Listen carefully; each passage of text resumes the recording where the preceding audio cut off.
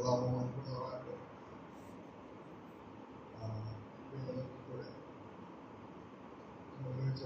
ദൈവത്തെ ആരാധിക്കുന്നതിന് നല്ല സാവകാശത്തോടെ എൻ്റെ സ്തുതി ദേവസുഖനെ കഴിഞ്ഞ ചില നാളുകൾ ഞാനിവിടെ ഉണ്ടായിരുന്നില്ലാതെ മീറ്റിങ്ങിന് കടന്നു വരുവാനുള്ള ആരോഗ്യസ്ഥിതി ആയിരുന്നില്ല. എന്നാൽ ഇന്ന് മെച്ചപ്പെട്ട ഒരു ആരോഗ്യ നിലയിലാണ്. തുടർന്നും ആരോഗ്യം വീണ്ടെടുക്കേണ്ടതായിട്ടുണ്ട്. പ്രാർത്ഥിക്കണം. കഴിഞ്ഞ ദിവസങ്ങളിൽ പ്രാർത്ഥനയോർത്ത് എല്ലാവർക്കും ഉള്ള നന്ദിയും സമർപ്പിക്കുകയാണ്. ഞാൻ കടന്നു വന്നത് എൻ്റെ വൈഫിൻ്റെ മാതാവിൻ്റെ രോഗത്താലുള്ള ബന്ധത്തിലാണ്. അതിനോടുള്ള ബന്ധത്തിലും ഞങ്ങളുടെ പ്രാർത്ഥനയിൽ ഓർത്തു നമുക്ക് ആശ്വാസങ്ങൾ നൽകി അതിനായിട്ട് ഞാൻ ദൈവത്തെ സ്തുതിക്കുന്നു. ഇന്ന് എനിക്കും എൻ്റെ ഭാര്യ റേമോർക്കും ഇവിടെയുള്ള ഒരു സമ്മാനമായിട്ട് ദൈവത്തെ ആരാധിക്കുന്നതിൽ സന്തോഷമുണ്ട്. നിങ്ങളാരും സ്നേഹിക്കും. ആരാധനയുള്ള ബന്ധത്തിൽ ഒരു വാക്യമായിട്ടാണ് എഫേസ്യ ലേഖനം 1-ാം അധ്യായം 7-8 വാക്യം. Ephesians chapter 1 verses 7 and 8. അവനിൽ നമുക്ക് അവന്റെ രക്തത്താൽ അതിക്രമങ്ങളുടെ മോചനമെന്ന വീണ്ടെടുപ്പ് ഉണ്ട്.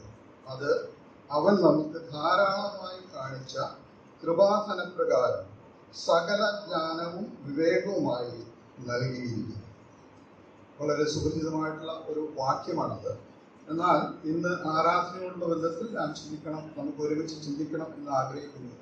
അതിലെ ഒരു പദമാണ് വീണ്ടെടുപ്പ്. വീണ്ടെടുപ്പ് എന്നുള്ള പദം നമുക്കെല്ലാവർക്കും സുപരിചിതമാണ്. അതിനെക്കുറിച്ച് ഇങ്ങനെ ചില കഴിഞ്ഞ ദിവസങ്ങളിൽ വായിക്കുവാനിടയായിട്ടുണ്ട്. സ്വർഗത്തെയും ഭൂമിയെയും തമ്മിൽ ബന്ധിപ്പിക്കുന്ന ഒരു കണ്ണിയാണ് വീണ്ടെടുപ്പ്. നീതിമാനായ ദൈവത്തെയും പാപിയായ മനുഷ്യനെയും ഒന്നിപ്പിക്കുന്ന ഒരു വാക്കാണ് വീണ്ടെടുപ്പ്. നരകത്തിന്റെ അവകാശികളായിരുന്നവർക്ക് സ്വർഗത്തിന്റെ കവാടം തുറക്കുന്ന ഒരു താക്കോലാണ് വീണ്ടെടുപ്പ്. നമുക്കെല്ലാവർക്കും അറിയാവുന്ന ഒരു കാര്യമാണ്. എന്നാൽ ഈ വാക്കിന്റെ ശരിയായ അർത്ഥം എന്താണെന്നും നമുക്കറിയാം. ചന്തയിൽ നിന്ന് വിലയ്ക്ക് വാങ്ങി പുറത്തു കൊണ്ടുപോയി സ്വതന്ത്രനായിട്ട് വിടുക. അതിനെക്കുറിച്ച് കൂടുതൽ വിശദീകരിക്കണം എന്ന് ഞാൻ ആഗ്രഹിക്കുന്നില്ല. എന്നാൽ ഈ വീണ്ടെടുപ്പ് എന്നുള്ള ആ പ്രവൃത്തിക്ക് രണ്ട് കാര്യങ്ങൾ ഇൻവോൾവ് ആണ്. There are two things involved in ഈ വീണ്ടെടുപ്പ് എന്നുള്ള ആ പ്രവൃത്തി. ഒന്ന്, one is the price and the second is the freedom. അതിന് വിലയും അതിൽ കൂടെ ലഭിക്കുന്ന സ്വാതന്ത്ര്യം.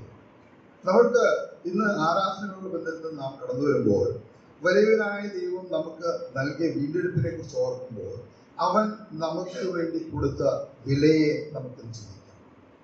നാം അതിനെക്കുറിച്ച് വായിക്കുന്നത് 1-2 അധ്യായത്തിന്റെ 6-ാം വാക്യത്തിൽ വായിക്കുന്നത് എല്ലാവർക്കും വേണ്ടി മറുവിലയായി കൊടുത്ത മറുവിലയായ ക്രിസ്തു.